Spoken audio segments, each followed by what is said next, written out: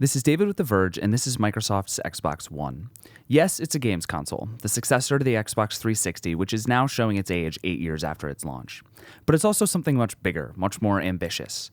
The Xbox One is Microsoft's way of attaching itself to every single thing you do in your living room. It's a gaming machine, a set-top box, a cable box, and a computer, all rolled into one $499 device. For all it's trying to do, the box itself isn't much to look at. It's not ugly so much as it is just boring. It looks like the ultimate sci-fi evolution of a VCR, or at least how people in the 80s would have imagined it. Part glossy, part vented, and all very black and boxy and humongous. There's a disk drive on the left side, a glowing capacitive Xbox logo power button on the front, and really nothing else to see. It's not pretty or well designed like the PlayStation 4. It's just a box for all the many parts of the Xbox One. With the new box comes a new controller. The Xbox One controller feels absolutely identical to the Xbox 360's gamepad, except in the ways it feels better. It has clicky D-pad buttons where the 360 had mushy ones, and has smoother triggers and a smaller bump for the removable battery. But if you've been using a 360, it will take exactly no time to get used to the new controller. There's a little more texture on the grips and a little less on the analog sticks, though they're still grippy thanks to new rims around their circular edges, and the whole controller has a higher, more curved profile. The glowing Xbox button takes you home from anywhere you are, and Start and Select have been replaced by the occasionally confusing View and Menu buttons. The coolest new feature is the controller's impulse triggers, which are hyper-specific vibrations that fit whatever game you're playing. In Forza, it's made to feel like you're actually holding a steering wheel in a fast-moving car. It's really jarring and only exists in a few places anyway, but it's something developers are definitely going to make use of. Setting up the Xbox is a long, somewhat complicated process, and it does take a while, but Microsoft does a good job of guiding you through the many configurations, updates, and options. Basically, you're setting up a gaming machine, a universal remote, and a PC all at the same time. It's definitely worth taking the time to do right. When you turn on the Xbox One, you'll see a very similar tiled interface to any one you would see on any other Windows 8 PC. It's pretty and colorful and customizable.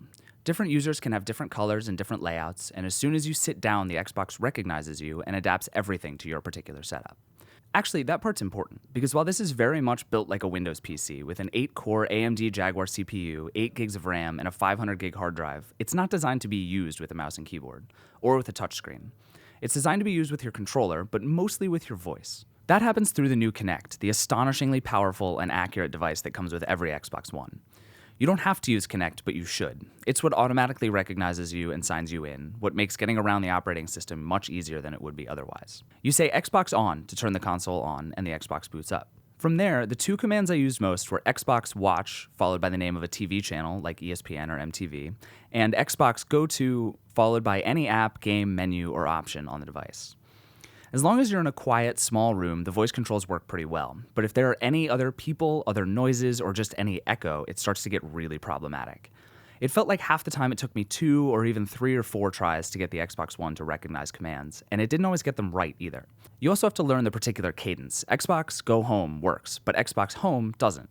There's a big learning curve here, especially for things like navigating in the browser or snapping Skype calls to the side of your screen, but it's worth figuring out. It's partly worth figuring out because the alternative, doing everything with your controller, is kind of awkward. It's just way easier to say, Xbox, watch ESPN, and then Xbox, play Lococycle. At least, it's easier when it works. Microsoft has said that developing apps for the new console will be really easy, but we haven't really seen the fruits of that yet, other than Skype. Skype's integrated with the Kinect, and thanks to its wide, high-res camera and impressive microphone, it's a pretty fantastic experience to just sit on your couch and talk to someone. Otherwise, for now, there's really just the standard set of media apps. Netflix and Hulu, Amazon and HBO Go, ESPN and the NFL, plus apps for channels like Fox and FX. The potential here is huge, and most of the apps work really well, but so far the experience feels pretty much like a faster Xbox 360. Actually, like the 360 only better is a bit of a theme for the Xbox One, at least at the beginning. Even the best games on the console, like Forza Motorsport 5, Dead Rising 3, and Rise: Son of Rome, don't feel like something completely new and different. They're gorgeous, with better graphics and amazing detail, but they just feel like the best yet, not a huge leap forward. And like the PlayStation 4, the Xbox One has a large group of third-party titles. You've got your Battlefields, Call of Duties, Assassin's Creeds, and of course, all your sports games. Where the experience differs from the PS4 is the Kinect, and again, it's like the 360s, but better. Kinect's exclusive titles fall into two very predictable categories: full-on fitness trainers, and fitness trainers masked as arcade games like Just Dance and Kinect Sports Rivals. Xbox Fitness in particular is really fun and is a great demonstration of how eerily accurate the new Kinect sensor is.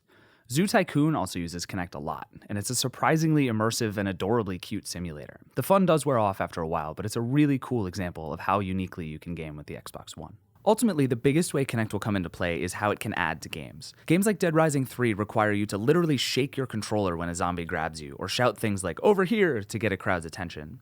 Of course, if you don't like shouting and shaking, you can just turn it off in settings. With other games, any Kinect functionality was limited to leaning past walls or some kind of rudimentary voice commands. It's something that feels forced, and in this case is mostly additive and optional. But it's only going to get better and more interesting over time. The part of the Xbox One experience with the most room to grow, where Microsoft is clearly betting on the future rather than the present, is its TV integration. Right now, it's kind of a mess. Changing channels with your voice is great, but it doesn't always work, and even when it does, it's just a series of Xbox menus over top of your cable box's menus with no clear indication of what's going on. And it's all happening through an IR blaster, old and cumbersome technology that doesn't make a good experience for anyone. It's not actually controlling your TV, it's just sending the commands for 7, 3, and 5 to get to channel 735. That means it doesn't work if you're in a menu, it doesn't work if you're slightly misaligned, it's really just a mess. It doesn't support Dolby Digital yet either, which means no surround sound, which means I won't be plugging it into my cable box anytime soon. Really, the best thing the Xbox One offers right now is that you don't have to switch inputs between the Xbox and your cable box. That's kind of the whole point, and switching from TV to game is really easy. But even then, the console takes a few seconds to turn on, freezes when switching channels sometimes, and every once in a while, the TV app would just crash, and thus everything was broken. Everything else the Xbox One offers on top of your TV experience, the app channels and the awkward overlaid playback controls, are really better left alone. For now, anyway, if Microsoft can integrate better and actually replace your set-top box instead of just being a middleman between it and your TV, it could be really great. That's really the story of the Xbox One. It's trying to do so much. It has so many good ideas. Of course, having a computer underneath my TV is great, and of course I hate my set-top box, and of course I want to switch between games and ESPN and even do both at the same time. But right now, none of that works as well as it should. The voice control is just good enough that I want to use it all the time, but so inconsistent that I can't possibly do so. The Xbox One is a great game console, absolutely, and out of the gate there are more good games like Rise and Forza than on the PS4. But that's not what Microsoft is going for. If you're buying a console right now, it's purely a decision based on games. Pick the one with the games you want to play and buy that. 1, 2, 5 years from now, that might change, and Microsoft might have a big, wide offering with everything from great games to the greatest set-top box ever. But there's a long, difficult road to that point, and I can only pass the time killing zombies for so long.